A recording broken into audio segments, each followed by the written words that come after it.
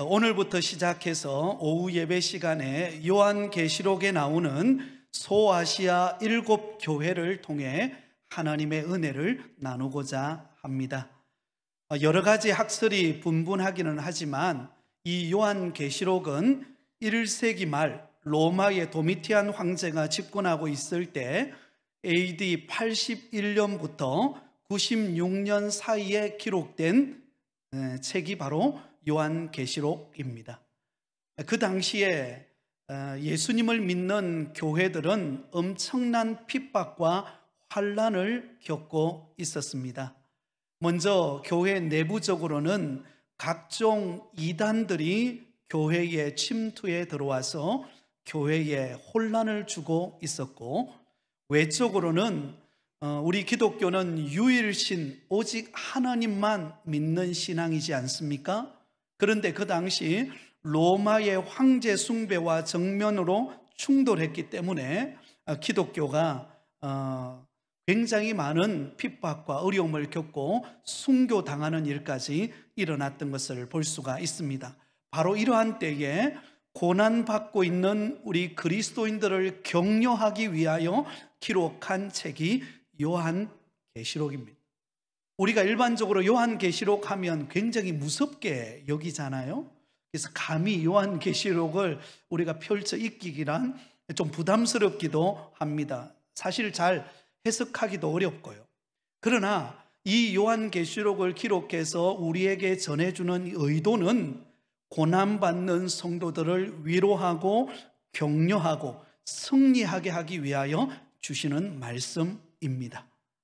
그러므로 우리가 요한계시록에, 특별히 요한계시록 2장과 3장에 나오는 이 소아시아 7교회를 통하여 우리 모든 성도들이 참다운 교회 모습을 발견하고 은혜받고 격려받고 또 우리에게 큰 위로가 되는 말씀이 되실 수 있기를 바랍니다. 자, 특히 오늘 본문부터 나오는 이 7교회, 이 7교회는 그 당시 소아시아 지역에 있었던 실존했던 교회들입니다. 이 소아시아 7교회에 주신 그 말씀들은 각각 그 교회가 지니고 있는 어떤 특수한 역사적인 상황을 반영하고 있는 것을 볼 수가 있습니다. 그럼에도 불구하고 소아시아 7교회에 보낸 이 편지는 시간과 공간을 초월해서 오늘 이 시대의 믿음을 지켜나가는 현대교회, 바로 우리 부곡교회를 향하여 주시는 하나님의 말씀이라는 것으로 우리는 받아들일 수 있기를 바랍니다. 자, 그러면 왜 7교회인가? 이 7이라는 숫자는 성수 혹은 완전수를 의미합니다. 소아시아에는 여러 교회가 있었겠죠. 그런데 그 가운데 유독히 7교회를 뽑아서 우리에게 소개하고 있는 것은 그 7이라는 숫자가 완전수를 의미하고 있기 때문에 전 세계에 있는 교회를 대표하는 교회들을 상징하고 있음을 볼 수가 있습니다. 그래서 이 7교회 안에 오늘 우리 교회의 모습을 볼 수 있고, 또 어떻게 우리가 하나님을 섬겨야 할 것인가를 구체적으로 발견할 수가 있다라는 것입니다. 자, 오늘 이 시간에는 그 첫 번째 시간으로 에베소 교회에 관하여서 함께 말씀을 나누고자 합니다. 자, 우리가 에베소 교회를 살펴보기 전에 이 에베소 교회가 위치해 있는 에베소라고 하는 지역이 어떤 곳인가를 우리가 이해할 필요가 있습니다. 이 에베소라고 하는 도시는 소아시아 여러 지역 가운데서도 가장 번화하고 상업 도시로서 알려진 도시가 바로 에베소입니다. 그리고 이 에베소에는 그 당시 세계 7대 불가사의 중에 하나였던 아데미 여신상이 높이 세워져 있는 곳도 바로 에베소입니다.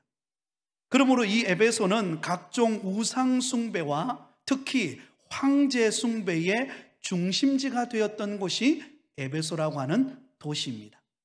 이러한 에베소라고 하는 지역에 주후 52년경에 사도 바울이 제2차 전도 여행을 가게 되었을 때 그때 개척한 교회가 에베소 교회입니다.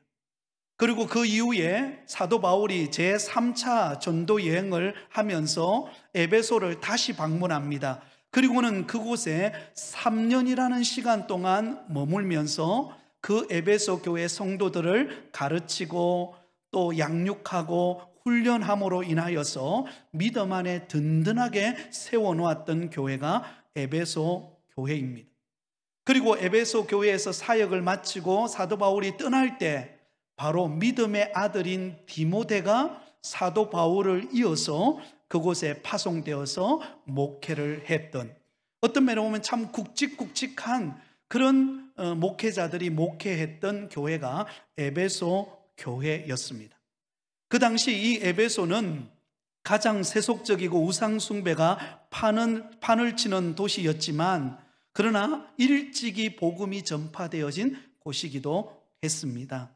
그래서 여러분 잘 아는 두란노 서원이라는 말을 들어보셨을 건데요, 바로 이 에베소 교회가 있는 이곳에 두란노 서원이라는 곳이 있습니다.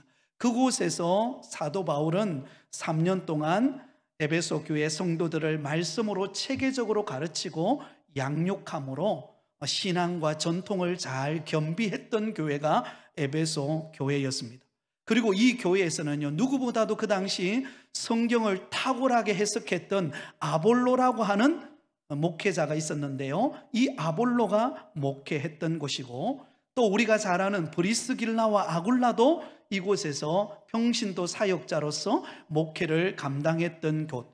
그러니까 어떤 면으로 보면 이 에베소 교회는요, 다른 어느 교회보다도 훌륭한 목회자들, 또 말씀을 탁월하게 가르치고 헌신된 그런 평신도 사역자들이 굵직굵직한 역할을 감당했던 교회가 에베소 교회였던 것을 볼 수가 있습니다. 역사와 전통이 가장 깊은 교회, 바로 에베소 교회입니다.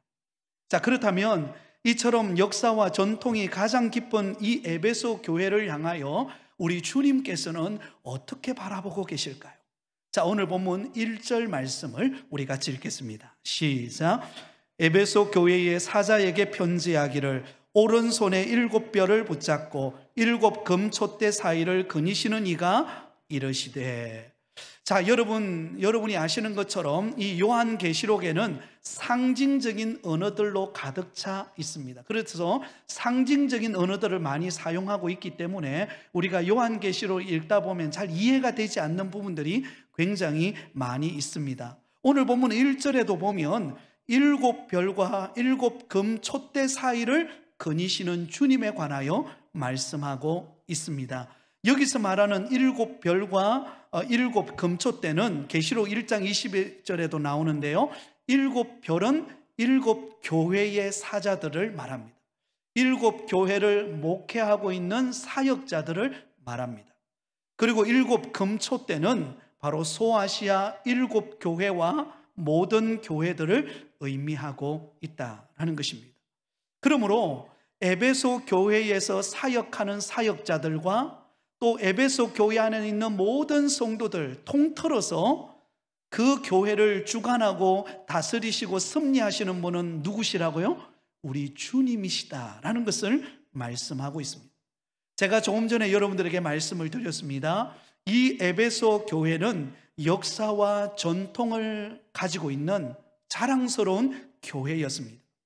그것도 에베소 교회 안에는 그 당시 가장 큰 영향력을 발휘했던 영적 지도자 사도 바울, 디모데, 그 다음에 말씀을 탁월하게 강해했던 아볼로, 평신도 사역자였던 브리스길라와 아굴라, 이런 굵직굵직한 그런 목회자와 평신도 사역자들이 이 에베소 교회를 섬기면서 그 교회가 든든히 세워지고 또 소문이 난 그런 교회였습니다.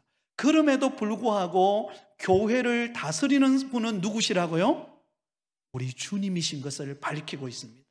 사랑하는 여러분, 교회를 주관하고 계시는 분은 그 교회를 담임하는 담임 목사가 아닙니다.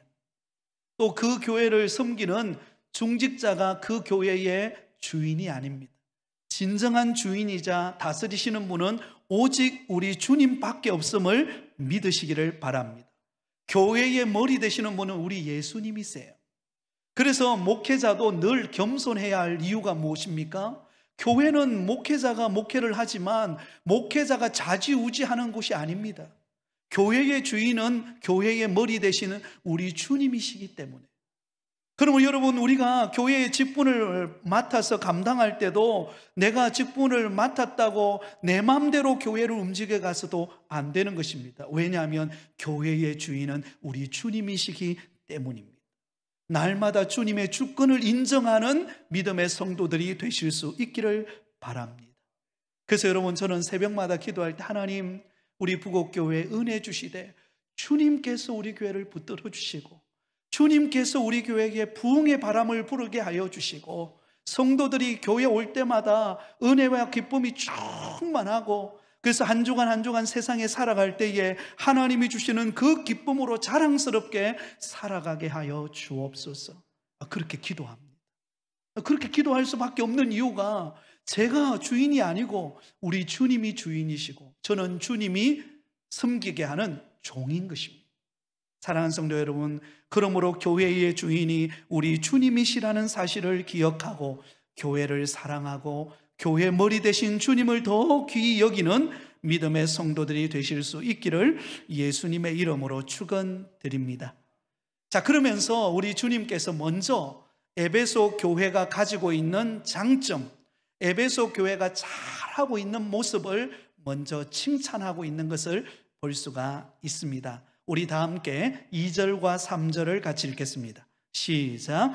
내가 내 행위와 수고와 내 인내를 알고 또 악한 자들을 용납하지 아니한 것과 자칭 사도라 하되 아닌 자들을 시험하여 그의 거짓된 것을 내가 드러낸 것과 또 내가 참고 내 이름을 위하여 견디고 게으르지 아니한 것을 아노라. 아멘. 여러분, 에베소 교회는 역시 역사와 전통을 가지고 있는 교회인 것처럼 여러분, 에베소 교회 안에는요 너무나 칭찬받을 만한 모습이 많았습니다. 우리 주님이 보실 때에 정말 감동받으실 만한, 그리고 잘했다라고 칭찬할 만한 모습이 참 많았어요. 2절과 3절을 통해서 에베소 교회가 칭찬받는 4가지가 있는 것을 알 수가 있습니다.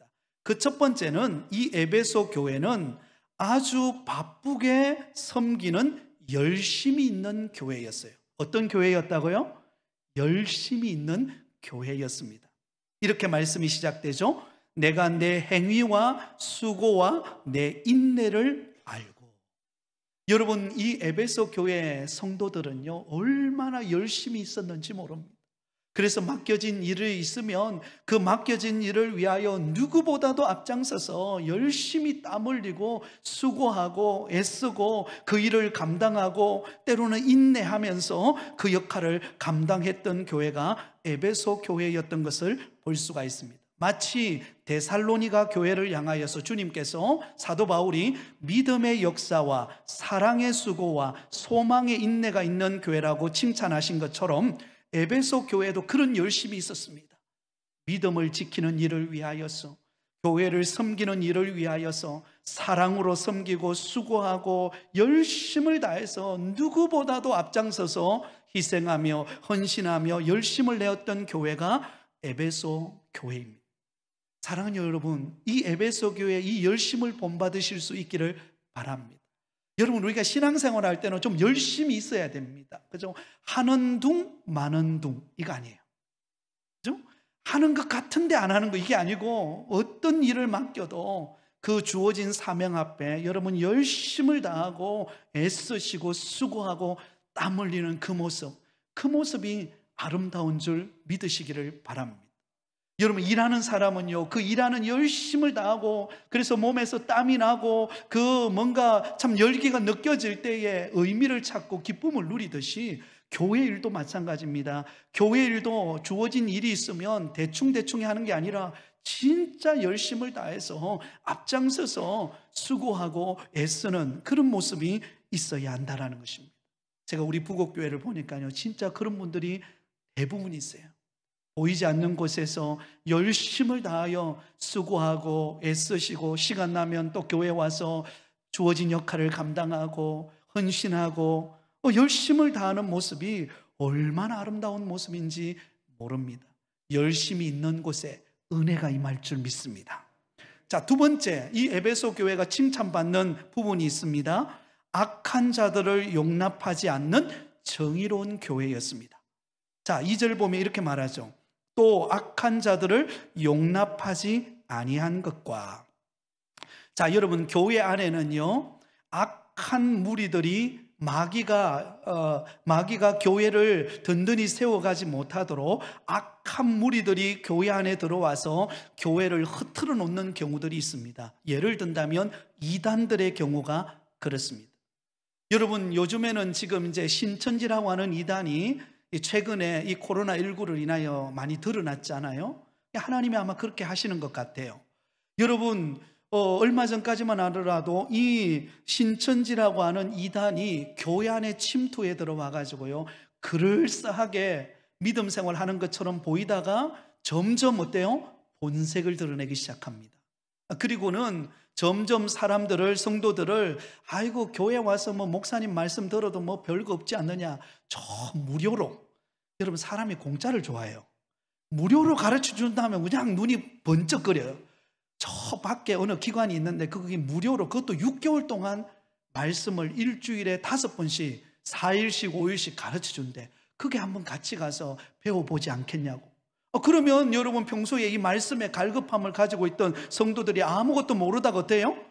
무료로 그것도 매주마다 5일씩 4일씩 가르쳐 준다 하니까 그게 따라가는 겁니다. 보이지 않게 그게 미혹이 되어가지고 나중에는 신앙을 잃어버리고 나중에는 교회를 떠나는 현상들이 일어나는 것을 볼 수가 있습니다. 이런 이단들, 또 교회를 하나 되지 못하게 만들고 분열시키는 모함을 하거나 또 서로 관계를 깨뜨려 버리는 이런 바른 진리 가운데 서 있지 못한 사람들이 미혹을 통해서 교회 안에 분란을 일으키는 경우들이 많은데, 에베소 교회 안에는 그것을 용납하지 않았다는 것입니다. 어떤 이단에 대하여서도 단호한 치리를 통하여서 이단이 교회 안에 침투하지 못하도록, 바른 진리가 교회 속에서 가르침을 받고 교회가 든든히 진리 안에 세워지도록 악한 자들이 교회 안에 들어오는 것을 결코 용납하지 않았습니다. 여러분, 우리가 성도들 간에는 서로 실수하고 연약함 있고 어려움이 있을 때 우리가 용납해주고 받아주고 위로해주고 격려해 주어야 되지만요, 이단에 대해서는요 단호해야 할 줄 믿습니다. 여러분, 이단들이 여러분 가끔씩 여호와 증인이나, 요즘에 코로나 사태 때문에 많이 전도를 안 하지만 예전 같은 경우는 이 여호와 증인들 2사람씩 다니면서 이런 조그마한 소책자 같은 거 들고 다니면서, 그죠? 이러면서 아이고 문 한 번만 열어주세요 하고 이렇게 똑똑 두드리는 경우가 있습니다. 그러면 여러분들이 마음이 좋아가지고 아이고 차라도 한 잔 대접하고 보내야 되겠다 이래가지고 방으로 이렇게 모시는 경우가 있습니다. 절대로 받아들이면 안 됩니다. 바른 진리를 가르치지 않는 이단들은요, 마귀에게 미혹이 되어 있기 때문에 바뀌지 않습니다. 그들을 내가 변화시키겠다? 여러분 조심해야 합니다. 그들은 고도로 잘못된 가르침에 미혹이 되어서 그 가르침의 틀에 사로잡힌 사람들입니다. 그렇기 때문에 그이 변한다는 게 불가능합니다. 우리가 그것을 받아들이지 않고 그것에 대해서는 단호해야 하는 것입니다. 그래서 교회 안에는 이런 바른 치리를 통하여서 악한 이단들이 교회에 틈타지 못하도록 우리는 바른 진리 안에 거하는 교회가 되어야 할 줄 믿습니다. 그래서 우리 교회는 지금 수요일마다 우리가 수요 양육 예배를 통해서 신앙의 기초를 다져가고 있지 않습니까? 이제 내년 1월부터는 우리 중직자들을 대상으로 청지기 사관학교를 개관합니다. 그래서 오후 예배 동안 한 6개월 가까이 우리가 청지기 사관학교를 통하여서 우리의 교회 안에서의 그 중직의 역할들에 대해서 제가 가르칠 겁니다. 그리고는 우리가 내년 4월에 지금 중직자 선거를 준비하고 있습니다. 그래서 우리가 잘 준비해서 은혜 받고 많은 분들이 정말 하나님의 일꾼 되어질 수 있는 그런 기반을 쌓는 훈련을 하게 될 것입니다.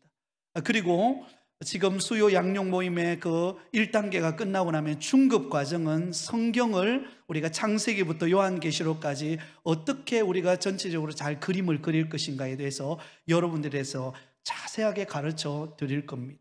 왜 그렇게 하는가? 여러분, 이단들도 잘못된 교리인데도, 잘못된 가르침인데도 그것을 배우기 위해서 얼마나 힘쓰고 노력하는지 모릅니다. 그런데 우리는 바른 진리를 알고 있고 바른 건전한 교단에서 훈련받고 있는 저와 여러분들이 훈련되지 않으면 안 되겠죠. 그래서 철저한 훈련을 통하여서 하나님 앞에 바른 진리 가운데 세워지는 우리 모두가 되실 수 있기를 바랍니다. 자, 세 번째 에베소 교회가 칭찬받은 점은 거짓 사도들을 잘 가려내는 분별력이 있는 교회였습니다. 자, 거기 보면 이런 말이 있죠. 자칭 사도라 하되 아닌 자들을 시험하여 그의 거짓된 것을 내가 드러낸 것과. 자, 여러분, 자칭 사도라고 하면서 교회 안에 들어와서 잘못된 가르침을 가르치는 사람이 있었습니다. 이것은 이단들과 좀 다른 형태입니다.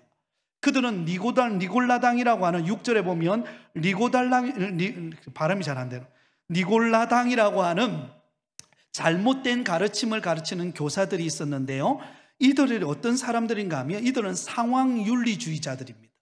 이들은 믿음을 가지고 예수님을 믿는다고 하면서도 상황에 따라 변하는 거예요. 예를 든다면 예수님을 믿어도 제사 드릴 수 있다라고 주장하는 겁니다. 기독교인이라고 해도 사주팔자를 볼 수 있다고 주장하는 사람들입니다. 그러니까 예수 믿어도 세상 살아가려면 세상과 좀 적당히 타협하고 세상이 풍습을 좀 따라가야지, 꼭 예수 믿는 사람들은 이렇게 외골수적으로 예수님을 믿어도 되느냐, 이렇게 주장하는 사람들이 니골라당입니다. 그러나 여러분 생각해 보세요. 예수 믿는 사람도 제사 드려야 됩니까? 안 되죠. 있을 수 없는 일이죠. 죽은 사람 앞에 어떻게 우리가 절을 할 수가 있겠습니까? 이것은 우상숭배에 속하는 것입니다. 여러분, 기독교인들이 사주팔자 그리고 점 보는 것, 점 치는 것 가능할까요? 이거 절대로 여러분 사주팔자 보거나 점 치는데 현혹되어서는 안 됩니다. 어떤 사람은요, 점 치는 게 그럴싸하게 맞는 것 같아요. 그렇죠? 그래서 한번 재미로라도 한번 봐볼까? 여러분, 이 점이라고 하는 것이요, 사주팔자라고 하는 것이요, 이게 굉장히 무서운 겁니다. 왜냐하면요, 그것은 사주팔자 보지 않고 점치지 않을 때는 자유해요. 그런데 점을 치거나 사주팔자를 딱 보면은요, 그 다음에 내 과거에 대한 이야기, 그 다음에 나를 딱 얽어매버립니다. 이것은 단순히 그 말에 얽어매는 게 아니라 그 뒤에 배후에 역사하는 사탄에 의해서 딱 매게 됩니다. 그때부터는요, 불안해지기 시작하는 거예요. 그때부터는 액땜을 해야 되고, 그때부터는 뭔가 내가 막 이 재앙으로부터 벗어나기 위해서 내가 뭔가 하지 않으면 안 되는 그런 사단의 미혹에 넘어가게 되는 것입니다. 여러분, 절대로 사주팔자, 관상 보는 것, 그 다음에 점하는 것, 절대로 있어서는 안 될 줄 믿습니다. 여러분, 어떤 사람은 그런 사람이 있다 그래요. 점 보러 오면요, 당신은 차라리 교회 가라, 그런 사람도 있다 그래요. 네, 진짜 그런 사람도 있다 그러더라고요. 여러분, 예수 믿는 사람은 예수님 안에 자유함이 있는 줄 믿습니다. 고난이 있어도 그 고난은 우리를 유익되게 하는 것이기 때문에 여러분, 다른 데 갈 필요 없어요. 하나님 앞에 기도하고 은혜를 구하고 믿음으로 달려가야 합니다. 예수쟁이가 되었다고 적당하게 세상과 타협한다, 있을 수 없는 일입니다. 종교다원주의라고 해가지고 요즘에요, 다른 종교에도 구원이 있다라고 주장하는 사람들이 있습니다. 다른 종교에도 다 각자가 가는 구원의 길이 있어 나중에 끝에 가다 보면 만난다, 이렇게 주장하는 것이 있어요. 그러나 여러분, 우리 기독교는 예수 그리스도 외에는 다른 어느 곳에 구원이 없다라는 사실을 기억하시기를 바랍니다. 네, 결코 종교다원주의 우리는 용납할 수 없습니다. 그리고는 여러분, 그러한 잘못된 가르침으로부터 우리 자신을 지키는 그런 은혜가 있어야 합니다. 자, 마지막 네 번째로 이 에베소 교회가 칭찬받았던 것은요, 주님의 이름을 위하여 고난을 견디는 교회입니다. 이렇게 말하죠. 또 내가 참고 내 이름을 위하여 견디고 게으르지 아니한 것을 아노라. 여러분, 끝까지 견디는 거, 이거 참 어렵습니다. 여러분, 끝까지 내게 맡겨주신 사명 감당하는 거 참 어렵습니다. 그래서 여러분, 요즘에 여러분 이 연말이 되면은요, 이 직분을 맡은 분들도요, 아이고 목사님 나 한 해 또 쉬고 싶어요, 이런 분들이 가끔 있다 그래요. 예, 물론 그럴 때도 필요합니다. 예, 그러나 여러분, 오래 믿고 오래 견디는 성도들은요, 인내를 잘합니다. 고난을 잘 이겨내는 사람입니다. 그래서 여러분, 전통적인 교회일수록요, 잘 안 흔들리잖아요. 그게 가장 교회가 가지고 있는 장점입니다. 장점입니다. 그런데 처음 믿은 사람들 어때요? 조금만 고난이 오면 그 고난으로부터 신앙을 잃어버리는 경우들이 많습니다. 여러분, 모태신앙의 장점이 무엇입니까? 모태신앙은요, 늘 안 그런 척 하면서, 그죠? 믿음이 있는 것, 없는 듯 이래요. 그런데 나중에 정작 어려움이 딱 닥쳐오면 어때요? 진짜 믿음이 있어요. 아멘 안 하시네요? 네. 근데 중간에 믿은 사람 막 뜨거워요. 뜨거워서 막 은혜가 있어요. 근데 어떤 시련이 찾아오면 쉽게 흔들리는 경우들이 많아요. 그래서 모태신앙이 가지고 있는 가장 큰 장점이기도 합니다. 사랑하는 여러분, 우리는 어떤 시련 가운데서도 끝까지 인내함으로 하나님 앞에 충성된 믿음의 성도들이 되실 수 있기를 바랍니다. 여러분, 우리가 에베소 교회를, 여러분, 우리가 때로는 에베소 교회가 막 책망받은 교회다 이래가지고 여러분, 우리 에베소 교회를 쉽게 대하는데요, 에베소 교회는 그렇게 쉽게 우리로부터 책망받는 그런 교회 아닙니다. 에베소 교회는 굉장히 자랑할 것이 많은 교회였어요. 굉장히 주님으로부터 칭찬받은 교회입니다. 하나님께서 우리 부국교회도 이렇게 칭찬받는 교회로 든든히 세워가실 줄 믿습니다. 저와 여러분이 이런 헌신이 있기를 바랍니다. 자, 그런데 오늘 본문에 보니까 우리 주님께서 에베소 교회를 보고 변화되기를 원하는 점을 지적합니다. 변화되기를 원하는 부분. 여러분, 생각해 보세요. 우리 주님께서 에베소 교회를 칭찬하시고 난 다음에 에베소 교회를 책망하는 이유가 무엇일까요? 에베소 교회를 그냥 혼내기 위해서일까요? 저는 그렇게 보지 않습니다. 에베소 교회를 너무나 사랑하니까 연약한 부분이 보완되기를 위하여 말씀하고 있는 거예요. 여러분, 사람에게는요, 장점이 있지만 다 단점을 가지고 있습니다. 여러분, 장점만 다 있는 사람이 있을까요? 그렇지 않습니다. 우리는 다 장점이 있으면 약점이 있습니다. 그러면 장점에 대해서는 우리가 칭찬해 주되 단점에 대해서는 그 사람이 잘 그 부분을 보완해 갈 수 있도록 옆에서 격려하고 기도해 주는 성도가 되어야 할 줄 믿습니다. 자, 4절에 이 에베소 교회가 변화되어야 될 부분이 무엇일까요? 4절입니다. 같이 한번 읽겠습니다. 시작. 그러나 너를 책망할 것이 있나 너의 처음 사랑을 버렸느니라. 자, 에베소 교회는요, 바른 진리를 가지고 있는 전통적인 교회였습니다.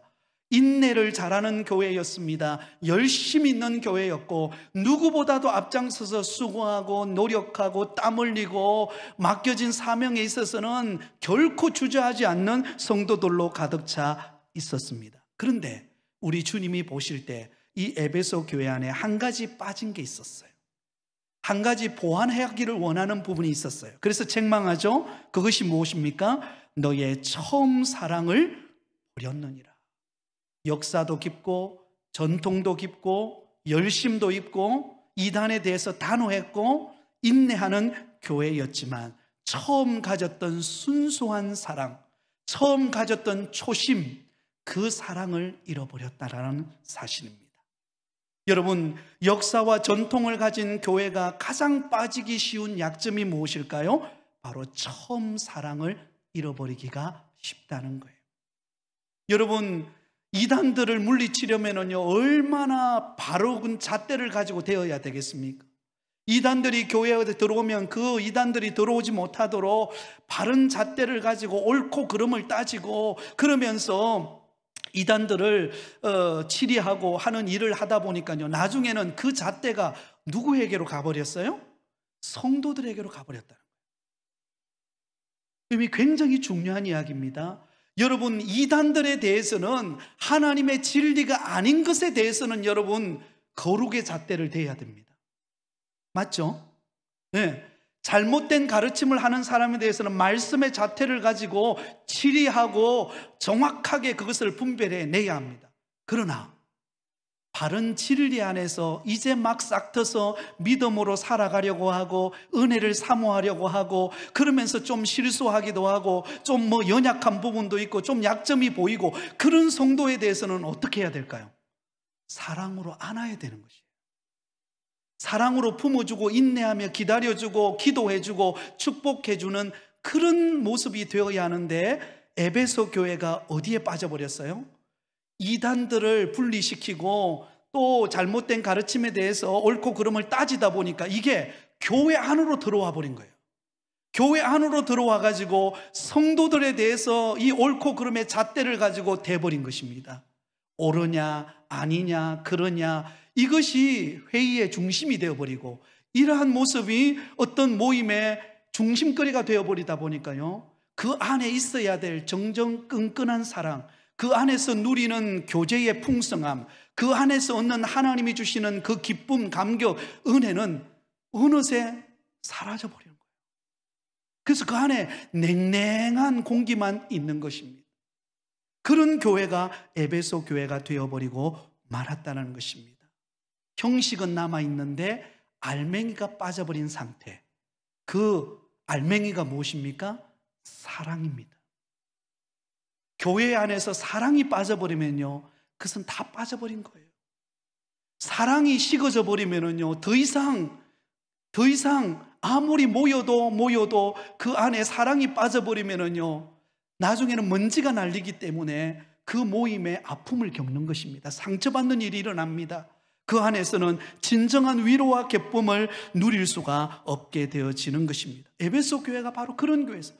에베소 교회는 굉장히 부자 교회였습니다. 에베소 교회는요, 없는 게 없었어요. 그들은 굉장히 전통이 있고 든든한 교회였고, 또 사회적으로나 또 덕망으로 보나 모든 다른 교회에 비한다면요, 에베소 교회는 가장 굵직한 교회입니다. 예를 들면 부산에 있는 어느 교회 하면 딱 우리가 떠오르면 그 교회가 부산을 대표하는 교회다라고 할 만큼 에베소 교회는 그런 역사와 전통과 어떤 그런 열심이 있는 교회였어요. 그런데 그 교회 안에 있어야 할 사랑이 빠져버렸어요. 왜냐하면 잣대를 대는 순간부터 사라진 것입니다. 사랑하는 여러분, 우리는 이단들에 대한 잣대는 분명해야 합니다. 그러나 교회 안에 있는 성도들에 대해서는 잣대로 되는 게 아니라 사랑으로 다가가야 하는 것입니다. 그럴 때 교회가 살아나는 것입니다. 그럴 때 그 모임이 생명력이 있는 모임이 되는 것입니다. 여러분, 우리가 교회에 오는 여러 가지 이유가 있지만은요, 우리 모두의 마음속에는 뭐가 필요합니까? 위로가 필요한 사람들입니다. 목사인 저도 그렇고요, 여러분들도 그렇고 중직자들도 마찬가지입니다. 누구나 다 위로가 필요한 사람들이에요. 그래서 위로부터 하나님의 사랑을 받아 우리는 위로를 받아야 되고, 우리는 성도들 간에 위로를 나누는 공동체가 되어야 합니다. 그런데 그 안에 그 위로를 주는 그 끈끈한 윤활유가 무엇인가? 사랑이에요. 이 사랑은 허물을 덮어주고, 사랑은 감싸주고, 사랑은 기다려주고, 사랑은 축복해주는 그 초심의 마음입니다. 여러분 생각해 보세요. 처음 아내를 만났을 때, 그 아내가 한없이 사랑스러워 보이잖아요. 그러면 만나고 싶고 대화하고 싶고 뭔가 막 부족해도 채워주고 싶고, 이게 사랑이거든요. 근데 좀 살다 보면 이제 무슨 일이 벌어집니까? 서로의 약점이 보이기 시작하죠. 그죠? 치약을 중간부터 짜지를 않나? 그렇다고 우리 아내라고 여러분 절대로 생각하지 마시기 바랍니다. 짜지를 않나? 뭐 옷을 옷장에 걸어놔야 되는데 이게 뭐 저 어디 주방에 가 있지를 않나? 뭐 이렇게 시작하면은요, 이제 하나씩 보이는 거예요. 그런데 그걸 바꾸려고 하면은요, 잘 바꿔질까요? 참 안 바꿔집니다. 안 바꿔집니다. 사람의 관계라는 게 그렇습니다. 그럴 때는 어떻게 해야 됩니까? 기다리고 사랑으로 품어내야 됩니다. 그러면서 인내하면서 기다려야 되죠. 그러면요, 나중에는 점점 살다 보면 서로 이렇게 어울려지게 되는 것입니다. 그게 사랑이거든요. 근데 그 사랑이 없으면 나중에 어떻게 됩니까? 원수가 됩니다. 원수 말고 내자 하라니까 평생 원수라 그렇게 말하더라고요. 누가요? 내 남편이, 내 아내가 어떻게 사랑해서 만났는데 평생 원수가 되고 서로 아픔을 주는 관계가 될 수 있습니까? 그는 잣대를 댔기 때문이에요. 교회 안에서는요, 우리가 이단들에 대해서 혹은 바른 진리대로 행하지 않는 것에 대해서는 우리는 진리의 잣대가 필요합니다. 그러나 교회 안에서, 공동체 안에서는요, 그 잣대가 우선이 아니라 사랑이 우선입니다. 사랑이 우선이에요. 그 사람을 있는 그대로 받아들이고 품어내고 사랑할 때 그 공동체는요, 은혜의 공동체가 됩니다. 그리고 시간이 지나면 하나님이 그 사람을 성숙시킵니다. 하나님이 더 은혜 가운데 자리로 나아가도록 만들어 주시는 것을 볼 수가 있습니다. 이게 교회 공동체거든요. 그래서 하나님이 우리 교회 성도들을 만날 때마다 서로 축복하고 격려하고 위로하고, 아이고 한 주간 어떻게 지나냐, 지난 한 주간 성도님 보고 싶어가지고 정말 기다렸다고 마음에만 묻어두지 마시고 서로 표현하시기 바랍니다. 우리 경상도 사람은요, 무뚝뚝합니다. 다 알잖아. 뭐 말해야 하나? 말 안 하면 모릅니다. 말 안 하면 몰라요. 어떻게 해야 됩니까? 말해야 돼요. 고백해야 됩니다. 사랑은 표현입니다. 사랑은 표현이에요. 근데 우리는 사랑 표현이 어색하죠. 그냥 투박하게 선물 사와가지고도 야 있다 이렇게 하면 주잖아요. 그죠? 저를 말하는 거 아닙니다. 여러분, 그런 겁니다. 오늘 본문을 보세요. 자, 그러면 이 첫사랑을 어떻게 회복해야 되는가? 5절입니다. 같이 읽겠습니다. 시작. 그러므로 어디서 떨어졌는지를 생각하고 회개하여 처음 행위를 가지라. 만일 그리하지 아니하고 회개하지 아니하면 내가 내게 가서 내 촛대를 그 자리에서 옮기리라. 어디서 떨어졌는가를 가장 먼저 말하는 거예요? 생각해 보라는 거예요. 생각해 보라. 여러분, 내 안에 있는 사랑이 언제 식었습니까? 때로는 교회 안에 일을 하다가 관계가 틀어졌을 때 내 사랑이 식어져 버릴 수 있었습니다. 열심히 사역하고 열심히 봉사했는데 아무도 알아주지 않을 때 그 사랑이 식어져 버릴 수도 있습니다.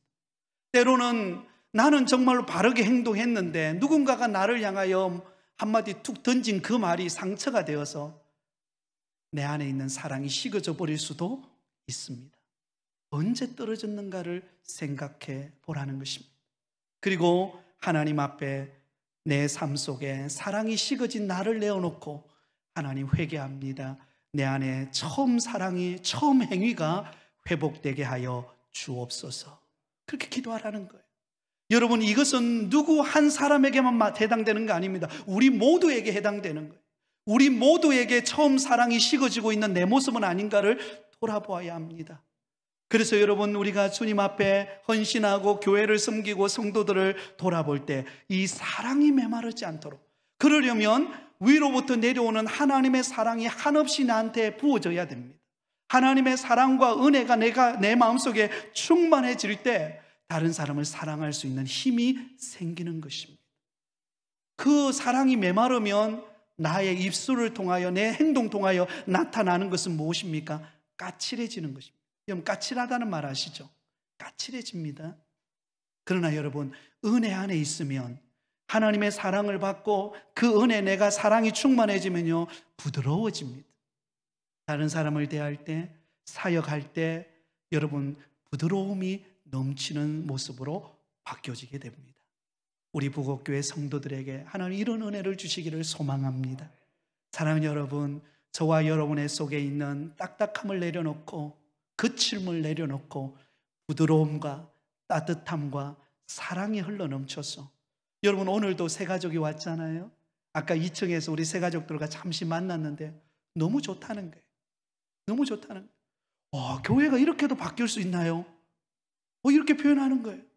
그러면서 왔는데 너무 따뜻하고 은혜가 돼서 너무 좋다는 거예요. 하나님이 하시는 일인 줄 믿습니다.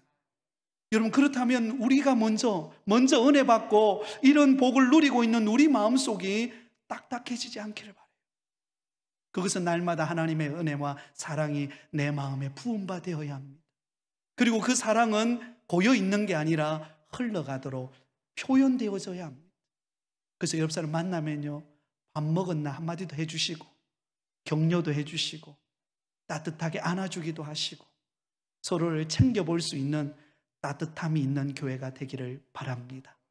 하나님은 우리 부곡교회 위에 풍성한 은혜를 주시고 계십니다. 여러분 앞으로 기대하시기 바랍니다. 우리 교회 하나님이 행하실 놀라운 일들이 준비되어 있습니다. 어느 장로님 그러시더라고요. 예전에 한번 만나니까, 목사님, 우리 부곡교회 상상하지 못할 만큼 하나님 축복하실 것입니다. 와, 신방을 갔는데 제가 은혜 받았어요.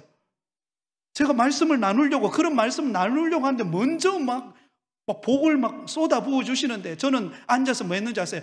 아멘, 아멘. 여러분 기대하시기 바랍니다. 개봉박두. 하나님은 준비하고 계세요. 그렇다면 내 안에 사랑으로 충만해져야 합니다.